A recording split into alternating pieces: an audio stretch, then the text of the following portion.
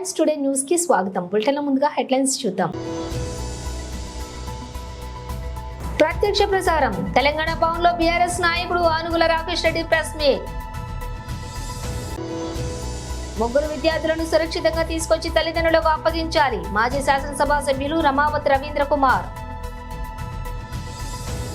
MSME policy 2024 శిల్పకళా వేదిక మాదాపూర్ ప్రారంభోత్సవంలో పాల్గొన్న గౌరవనీయులైన సీఎం శ్రీ రేవంత్ రెడ్డి మరియు డివైసీఎం బట్టి విక్రమార్క మల్లు.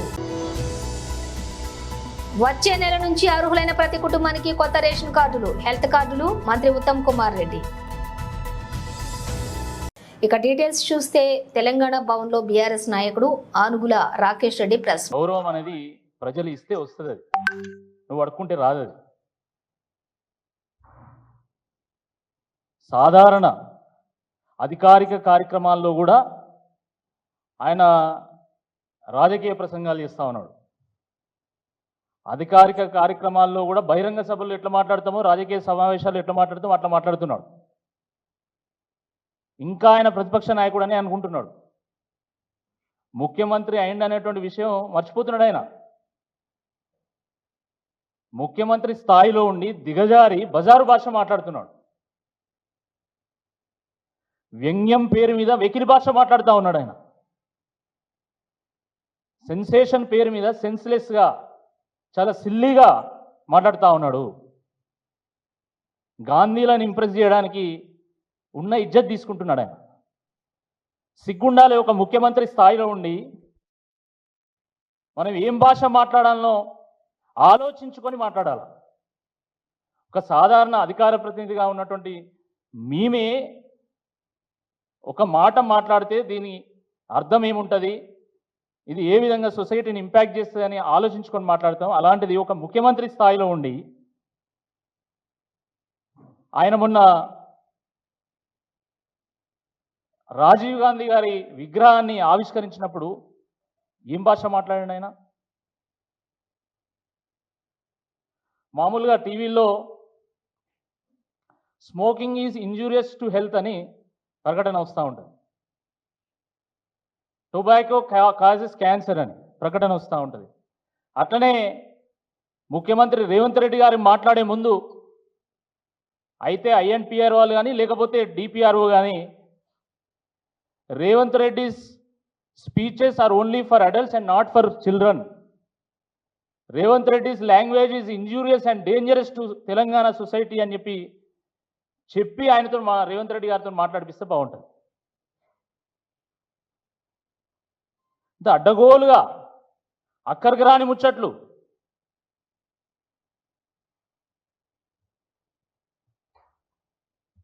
వాస్తవానికి రాజీవ్ గాంధీ గారంటే అందరికీ గౌరవమే, ఎందుకంటే వారు మాజీ ప్రధానమంత్రి గారు కాబట్టి. కానీ గాంధీ కుటుంబం కూడా వాళ్ళు ఎవరు కోరుకోవట్లేదు మాకు ఇక్కడ విగ్రహం పెట్టాలని. కేవలము అయ్య విగ్రహం పెట్టి కొడుకుని ఇంప్రెస్ చేయడానికి ఈయన రాజీవ్ గాంధీ విగ్రహం పెట్టాడు. రాజీవ్ గాంధీ గారు అంటే గౌరవం ఉన్నా కూడా ఈయన అక్కడ విగ్రహం పెట్టి రాజకీయ వివాదంలోకి రాజీవ్ గాంధీని లాగి రాజీవ్ గాంధీని ఈయన అగౌరవపరిచాడు. వాస్తవం ఇది. ఈ దేశంలో ఒక రాజీవ్ గాంధీ గారే ఉన్నారా? ఇక ఒక గాంధీలే ఉన్నారా? ఇంకెవరు లేరా? దేశంలో 15 మంది ప్రధానమంత్రులు పరిపాలన చేసిండ్రు. దాంట్లో మీ గాంధీ కుటుంబ సభ్యులు 3 పరిపాలన చేసి ఉండొచ్చు. వాళ్ళు అసలు గాంధీలా నకిలీ గాంధీలా అనేది సమాజం తెలుస్తుంది. నెహ్రూ, ఇందిరాగాంధీ, తర్వాత రాజీవ్ గాంధీ, వీళ్ళు 3 కూడా ప్రధానమంత్రిలో పనిచేసిండ్రు. మిగతా వాళ్ళు పనిచేయలేదా?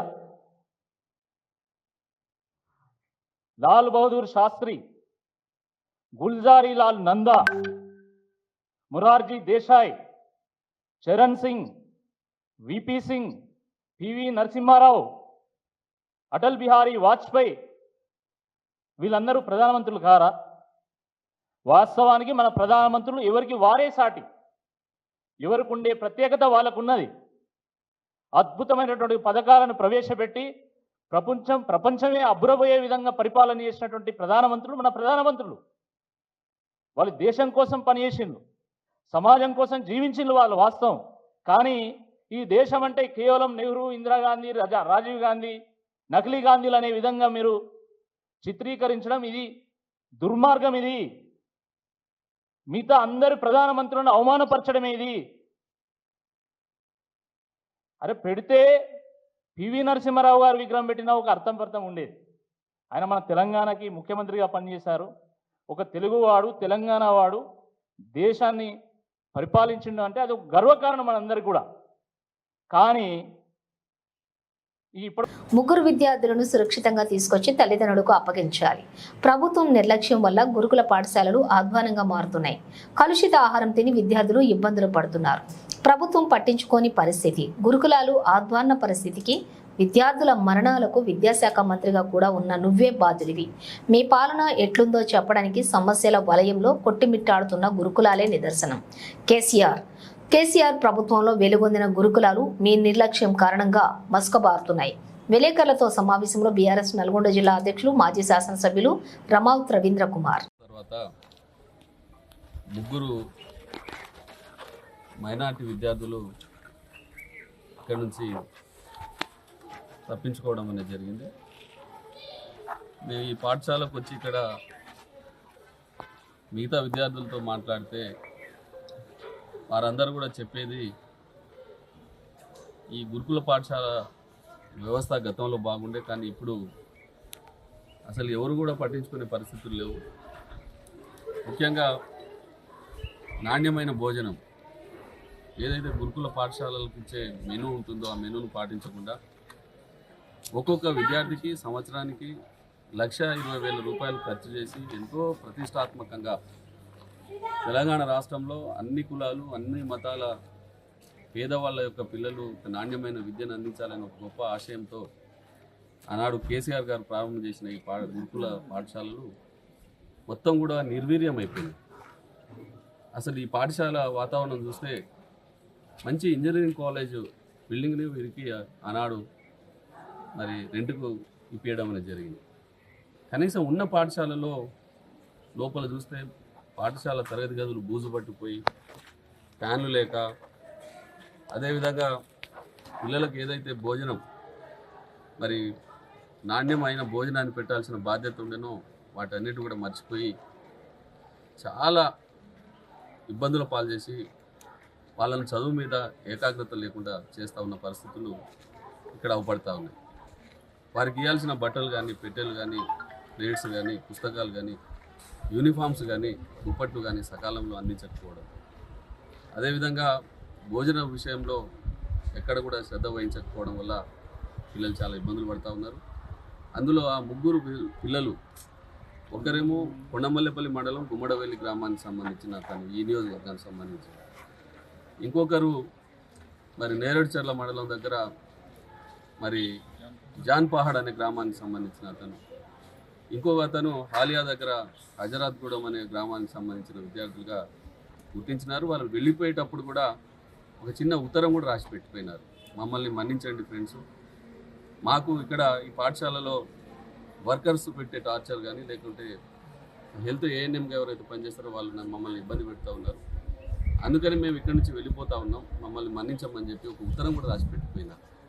అంటే 10th క్లాస్ చదువుకునే విద్యార్థులు ఆ రకంగా ఆ పాఠశాలలో మరి అలాంటి ఉత్తరం రాసి, మరీ ఇక్కడ మేము చదువుకోలేము, మాకు వసతులు బాగలేవు, భోజనం బాగలేదు, వర్కర్లు ఏమైనా అడిగితే మమ్మల్ని ఇబ్బంది పెడతా ఉన్నారు అనే ఒక ఉత్తరం రాసి పిల్లలు ఇక్కడి నుంచి పారిపోయే పరిస్థితులు వచ్చినాయంటే ఈ రాష్ట్ర ప్రభుత్వం సిగ్గుతో తలదించుకోవాలి.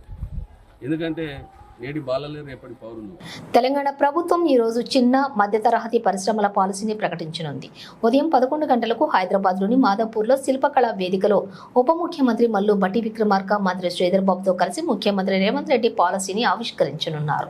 తెలంగాణలో వ్యాపారాలు, పెట్టుబడుల విస్తరణకు వీలుగా పరిశ్రమల అవసరాలు, ప్రయోజనాలకు అనుగుణంగా కొత్త పారిశ్రామిక విధానాన్ని రూపొందిస్తున్నారు. ఈ మేరకు సీఎం గతంలోనే వెల్లడించారు. అమెరికాలో ఉన్నన్ని వ్యాపార అవకాశాలు తెలంగాణలోనూ ఉన్నాయని, చైనా చైనాకు ప్రత్యామ్నాయంగా ఎదగాలనే సంకల్పంతో కొత్త పారిశ్రామిక విధానాన్ని తీసుకువస్తున్నట్లుగా గతంలో సీఎం రేవంత్ రెడ్డి ప్రకటించారు. రాష్ట్రంలో పారిశ్రామిక అభివృద్ధి కోసం MSME పాలసీ, ఎగుమతి విధానం, కొత్త life sciences policy, revised EV policy, medical tourism policy, green energy policy అనే 6 కొత్త వాటిని ఖరారు చేయాలని సీఎం ఇదివరకే అధికారులకు ఆదేశాలు జారీ చేశారు. ఈ నేపథ్యంలో ఈ రోజు కొత్త MSME పాలసీ విడుదల చేయనున్నారు. గౌరవ ముఖ్యమంత్రి వర్యులు శ్రీ రేవంత్ రెడ్డి గారికి, గౌరవ మంత్రివర్యులు శ్రీ దుద్దిల్ల శ్రీధర్ బాబు గారికి, అట్లాగే గౌరవ శాసనసభ్యులు గాంధీ గారికి, రాష్ట్ర ప్రభుత్వ రంగ సంస్థల చైర్మన్లు రాయల్ నాగేశ్వరరావు గారికి, నిర్మలా జగ్గారెడ్డి గారికి, కృష్ణారెడ్డి గారికి, రాష్ట్ర ప్రభుత్వ పరిశ్రమల ప్రిన్సిపల్ సెక్రటరీ జేఎస్ రంజన్ గారికి, ఇండస్ట్రీస్ సంబంధించినటువంటి ఉన్నతాధికారులందరికీ, అట్లాగే ఈ MSME పాలసీ డిక్లరేషన్ సందర్భంగా పాల్గొనడానికి ఇక్కడ చేసినటువంటి పరిశ్రమల పెద్దలు, అట్లాగే వాటి సంబంధించిన ఆర్గనైజేషన్ సంబంధించిన పెద్దలు, పారిశ్రామికవేత్తలు అందరికి కూడా ముందుగా రాష్ట్ర ప్రభుత్వం తరఫు నుంచి నా హృదయపూర్వకమైనటువంటి అభినందనలు, నమస్కారాలు కూడా తెలియజేస్తా ఉన్నాను.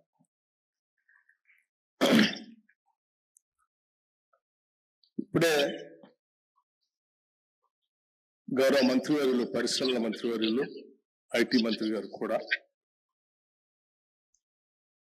రాష్ట్రానికి సంబంధించినటువంటి ఈ MSME పాలసీని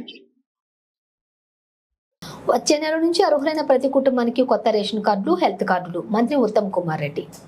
హెల్త్ మినిస్టర్ గౌరవనీయులు దామోదర్ రాజేశ్వర గారు ఈ కొత్తగా ration card and health card విషయంలో మొత్తం విషయాన్ని పరిశీలించి విధి విధానాలు ఏ విధంగా మరి ఇవ్వబోతున్నామో దాన్ని ఫైనలైజ్ చేయమని చెప్పి మాకు మ్యాండేట్ ఇవ్వడం జరిగింది. మేము గతంలో 3 మీటింగ్ చేస్తున్నాం, ఇది 4వ మీటింగు. మరికొన్ని విషయాలు మేము డిస్కస్ చేయడం జరిగింది. మేము ఇంకొక మీటింగ్ తర్వాత ఈ నెలాఖరి వరకు మొడాలిటీస్ ఫైనలైజ్ చేస్తాం.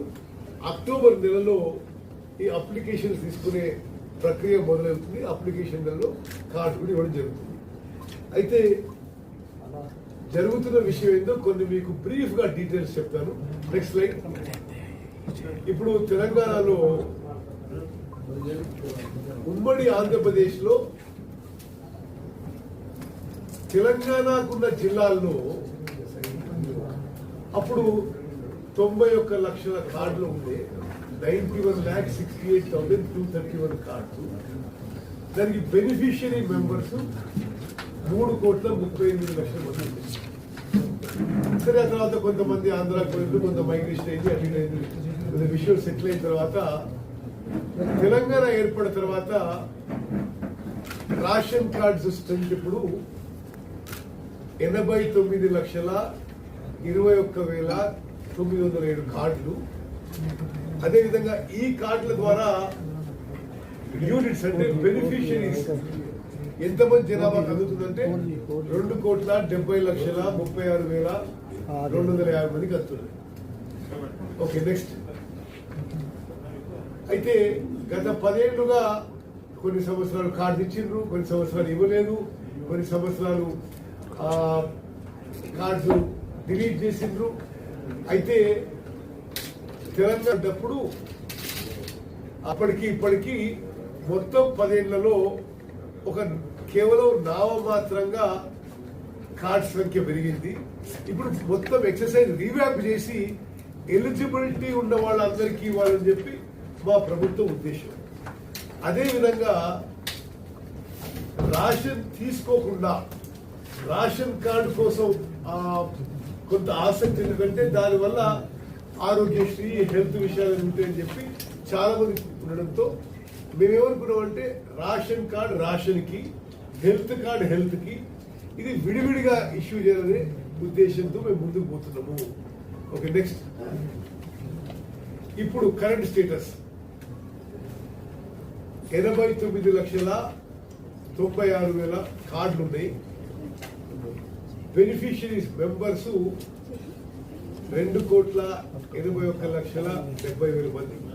దీంట్లో సెంట్రల్ గవర్నమెంట్ కి నుంచి 54,45,000 మందికి, అంటే 1,91,00,000 మందికి సెంట్రల్ ఫుడ్ సెక్యూరిటీ యాక్ట్ కింద ఉన్నది. స్టేట్ కింద 95,51 lakh కార్డ్స్ 90 లక్షల మందికి. అంటే దీనికి మీకు ఇంకా వివరంగా చెప్పాలంటే central government food security act కింద ఉన్న వాళ్ళకి ఆ 54,45,000 కార్డులకి అందరికీ 6 కిలోల బియ్యం ఉచితంగా ఇవ్వబడుతుంది. అందులో 5 కిలోల కేంద్రం నుంచి 1 కిలో రాష్ట్రం నుంచి ఇవ్వబడుతుంది. ఈ 35,51,000 కార్డులకి మొత్తం 6 కిలోల బియ్యం కూడా ఉచితంగా రాష్ట్ర ప్రభుత్వం నుంచి ఇవ్వబడుతున్నది. Okay, next.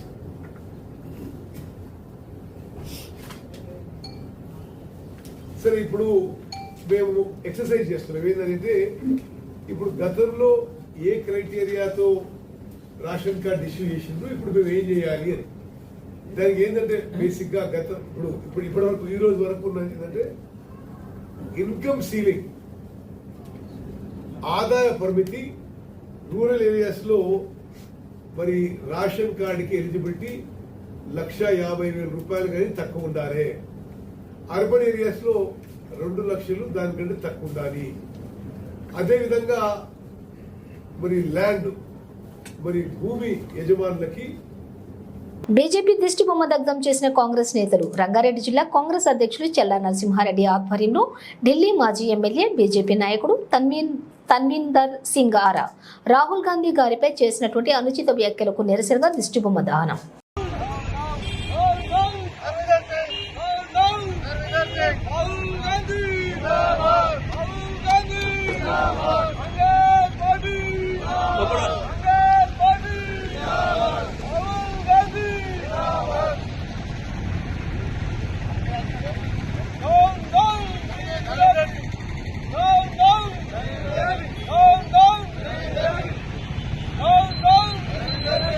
ప్రత్యక్ష ప్రసారం. కాంగ్రెస్ అధ్యక్షులు శ్రీ ఖార్గే ఏఐసిసి హెచ్క్యూ వద్ద హర్యానాకు కాంగ్రెస్ హామీలను ప్రకటించారు. प्लॉट और उन पर 3.5 लाख रुपए की लागत से 2 कमरों का मकान। अध्यक्ष आदरणीय मल्लिकार्जुन खड़गे साहब से कि वो 7 गारंटीज के बारे में आप सब लोगों को के बीच में उनके पॉइंट्स को हाईलाइट करें और बताएं कि किस प्रकार से हरियाणा की जनता का भला आगे आने वाले समय में कांग्रेस की सरकार करेगी। आदरणीय मल्लिकार्जुन खड़गे साहब।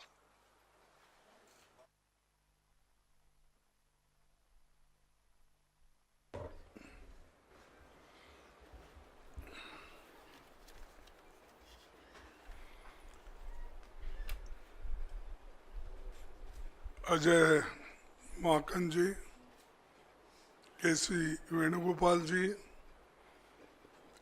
अशोक गहलोत जी, भूपेंद्र हुडा जी, उदय मान जी, प्रताप सिंह बाजवा जी, टीएस सिंहदेव जी और गीता भूकल जी और सारे हमारे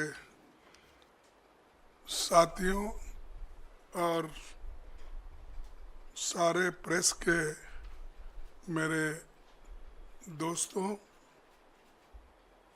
आप सभी को मेरा नमस्कार। और आज हम जो 7 गारंटी जो हरियाणा गवर्नमेंट के ओर से अनाउंस कर रहे, उस गारंटी को हम ये लागू करेंगे और इसीलिए हम इस गारंटी को रखे हैं नाम 7 वायदे पक्के इरादे। तो ये जो 7 वायदे हैं उसके अलावा भी मैनिफेस्टो में जो हमारा कम से कम 53 पेज का मैनिफेस्टो है वो तो बाद में वो लोग डिटेल उसको चंडीगढ़ में आपको बताएंगे, लेकिन ये जो वायदे हैं हम इसको पक्का निभाएंगे। इसके लिए आज AICC ऑफिस से ये घोषणा कर रहे हैं। जैसा कि पूर्व वक्ता ने अपने इस पॉइंट को वो बताया है, लेकिन मैं उतने तफसील में नहीं जाता। मैं सिर्फ इतना कहूँगा कि हमारे 7 पॉइंट जो है తిరుమల శ్రీవారి ఆర్జిత సేవ టికెట్లకు సంబంధించిన డిసెంబర్ నెల కోటాను టీటీడీ ఈ రోజు బుధవారం 10 గంటలకు ఆన్లైన్లో విడుదల చేయనుంది. ఈ సేవా టికెట్లు ఎలక్ట్రానిక్ డిప్ కోసం ఈ నెల 20వ తేదీ ఉదయం 10 గంటలకు ఆన్లైన్లోనే నమోదు చేసుకోవచ్చని అధికారులు తెలిపారు. టికెట్లు పొందిన వారు సెప్టెంబర్ 20 నుండి 22వ తేదీ మధ్యాహ్నం 12 గంటల లోపు సొమ్ము చెల్లిస్తే లక్కీ డిప్లో టికెట్లు మంజూరు అవుతాయని చెప్పారు. కళ్యాణోత్సవం, ఉంజాల్ సేవ, ఆర్జిత బ్రహ్మోత్సవం, సహస్ర దీపాలంకరణ సేవా టికెట్లను సెప్టెంబర్ 21న ఉదయం 10 గంటలకు ఆన్లైన్లో విడుదల చేస్తామని తెలిపారు. అదే రోజు వర్చువల్ సేవల కోట మధ్యాహ్నం 3 గంటలకు వర్చువల్ సేవలు వాటి దర్శన స్లాట్లకు సంబంధించిన కోటాను విడుదల చేయనున్నామని చెప్పారు. అంగ ప్రదక్షిణం టోకెన్ల కోటాను సెప్టెంబర్ 23న ఉదయం 10 గంటలకు, వాణి ట్రస్ట్ టికెట్లు ఉదయం 11 గంటలకు విడుదల చేస్తామని తెలిపారు. వయోవృద్ధులు, దివ్యాంగులు, దీర్ఘకాలిక వ్యాధులున్న వారు శ్రీవారిని దర్శించుకునేందుకు వీలుగా నవంబర్ నెల ఉచిత ప్రత్యేక దర్శనం టోకెన్ల కోటాను 23న మధ్యాహ్నం 3 గంటలకు ఆన్లైన్లో విడుదల చేయనున్నట్లుగా వెల్లడించారు. ప్రముఖ కొరియోగ్రాఫర్ జానీ మాస్టర్ కు పోలీసులు నోటీసులు జారీ చేశారు. లైంగిక వేధింపుల కేసు నమోదు కావడంతో పోలీసులు కేసు నమోదు చేసి విచారణ చేపట్టారు. ఈ రోజు జానీ మాస్టర్ కు నార్సింగ్ పోలీసులు నోటీసులు ఇచ్చారు. పోలీసులు ఈ రోజు బాధితురాలి స్టేట్మెంట్ ను రికార్డు చేశారు. అనంతరం ఆమెకు వైద్య పరీక్షలు కూడా నిర్వహించారు. మరిన్ని ఆధారాల కోసం పోలీసులు బాధితురాలి ఇంటికి వెళ్లారు. ఇప్పటికే కేసుకు సంబంధించినటువంటి పలు వివరాలు సేకరించిన పోలీసులు అతనికి నోటీసులు జారీ చేశారు. బాధితురాలు మైనర్ గా ఉన్నప్పుడే జానీ మాస్టర్ ఆమెను లైంగిక వేధింపులకు గురి చేసినట్లుగా పోలీసులు గుర్తించారు. మతం మార్చుకుని తనను పెళ్లి చేసుకోవాలని జానీ మాస్టర్ బెదిరించినట్లుగా కూడా బాధితురాలు ఆవేదన వ్యక్తం చేశారు. జానీ మాస్టర్ లైంగికంగా వేధింపులకు సంబంధించిన ఆధారాలు ఉన్నాయని టాలీవుడ్ లైంగిక వేధింపుల ప్యానెల్ తెలిపింది. జానీ మాస్టర్ వ్యవహారంలో నివేదికను సిద్ధం చేస్తున్నట్లుగా వెల్లడించింది. ప్రత్యక్ష ప్రసారం. డాక్టర్ కె లక్ష్మణ్ ఎంపీ మరియు బీజేపీ ఓబీసీ మోర్చా జాతీయ అధ్యక్షులు ప్రెస్ మీట్. బీజేపీ తెలంగాణ. సేవా కార్యక్రమాలు ఈ 15 రోజుల పార్టీ కార్యకర్తలు పోలింగ్ బూత్ స్థాయి నుంచి మొదలుకుంటే రాష్ట్ర స్థాయి వరకు ఉన్నటువంటి నాయకులు, కార్యకర్తలు సేవా కార్యక్రమాలలో పూర్తిగా నిమగ్నం కావాలని చెప్పేసి మేము ఆలోచన చేసినాం. ఆ రకంగానే కార్యక్రమాలన్నీ కూడా రూపొందించాము. ఒకటి, నిన్న జన్మదిన సందర్భంగా నిన్న, ఈరోజు, రేపు మొదటి 3 రోజులు 17, 18, 19 జిల్లా కేంద్రాలలో రక్తదాన శిబిరాలు నిర్వహిస్తున్నాం. నిన్న ప్రారంభం జరిగింది రాష్ట్ర కార్యాలయంలో. ఇక్కడ కూడా నిన్న 6 జిల్లాలలో కామారెడ్డి, అదే రకంగా సిద్దిపేట, నిజామాబాద్, సిద్దిపేట, ఆదిలాబాద్, మహబూబ్ నగర్ జిల్లా కేంద్రాలలో నిన్న ఈ యొక్క రక్తదాన శిబిరం ప్రారంభమైంది. ఈరోజు, రేపు కూడా జిల్లా కేంద్రాలలో రక్తదాన శిబిరం కార్యక్రమాలు జరుగుతాయి. 23వ తేదీ ఆ రోజు, ఈరోజు మరి ముఖ్యంగా జన ఆరోగ్య యోజన ఆ కార్డులు ఏవైతున్నాయో 70 సంవత్సరాలు పైబడ్డటువంటి వాళ్ళకి ఆయుష్మాన్ భారత్ ప్రవేశపెట్టి ఏడాది అవుతున్నటువంటి సందర్భంగా 70 సంవత్సరాలు పైబడ్డటువంటి వృద్ధులందరికీ కూడా ఏడాదికి 5 లక్షల రూపాయల ఉచితంగా వైద్య సదుపాయం కల్పించేటటువంటి జన ఆరోగ్య యోజన పథకాన్ని కూడా ఆ రోజు ప్రవేశపెడుతున్నాం. మరి 60 సంవత్సరాల పైబడ్డటువంటి మహిళలు, ముఖ్యంగా వృద్ధులందరికీ కూడా ఉచితంగా వైద్యం జరిపించాలని అన్ని అసెంబ్లీ కేంద్రాలలో, తెలంగాణ రాష్ట్రంలో ఉన్నటువంటి అన్ని అసెంబ్లీ కేంద్రాలలో ఈ యొక్క మెగా హెల్త్ క్యాంప్స్ నిర్వహిస్తున్నాం. అదే రకంగా స్వచ్ఛతా అభియాన్ మండల కేంద్రాలలో ప్రభుత్వ పాఠశాలలు, ప్రభుత్వ వైద్యశాలలు, బస్టాండ్లు, ముఖ్యంగా పబ్లిక్ ప్లేసెస్లో స్వచ్ఛతా అభియాన్ కార్యక్రమాలు కూడా నిర్వహిస్తున్నాం. అదేవిధంగా ఈరోజు మేధావుల యొక్క సదస్సులు నిర్వహిస్తున్నాం. మరి దానికి కూడా ఈ సందర్భంగా నిర్వహిస్తున్నాం. స్కూల్ అదే రకంగా కాలేజీ స్టూడెంట్స్కి competitions, Atmanirbhar Bharat, Viksit Bharat, vocal for local అనేటటువంటి అంశాలపైన అవగాహన కల్పించటం కోసము పాఠశాల విద్యార్థులకు, కళాశాల విద్యార్థులకు essay writing competitions, elocution competitions, poster presentations ఇలాంటివన్నీ కూడా కార్యక్రమాలు మనం నిర్వహిస్తున్నాం. అదే రకంగా బులెటిన్ ముగించే ముందు హెడ్లైన్స్ మరోసారి. ప్రత్యక్ష ప్రసారం. తెలంగాణ భవన్లో బీఆర్ఎస్ నాయకుడు ఆనుగుల రాకేష్ రెడ్డి ప్రెస్ మీట్. ముగ్గురు విద్యార్థులను సురక్షితంగా తీసుకొచ్చి తల్లిదండ్రులకు అప్పగించాలి. మాజీ శాసనసభ సభ్యులు రమావత్ రవీంద్ర కుమార్. ఎంఎస్ఎంఈ పాలసీ 2024 శిల్పకళా వేదిక మాదాపూర్ ప్రారంభోత్సవంలో పాల్గొన్న గౌరవనీయులైన సీఎం శ్రీ రేవంత్ రెడ్డి మరియు డివైసీఎం బట్టి విక్రమార్క మల్లు. వచ్చే నెల నుంచి అర్హులైన ప్రతి కుటుంబానికి కొత్త రేషన్ కార్డులు, హెల్త్ కార్డులు మంత్రి ఉత్తమ్ కుమార్ రెడ్డి. ఇవి బులెటిన్ విశేషాలు. మరో బులెటిన్తో మళ్ళీ కలుద్దాం.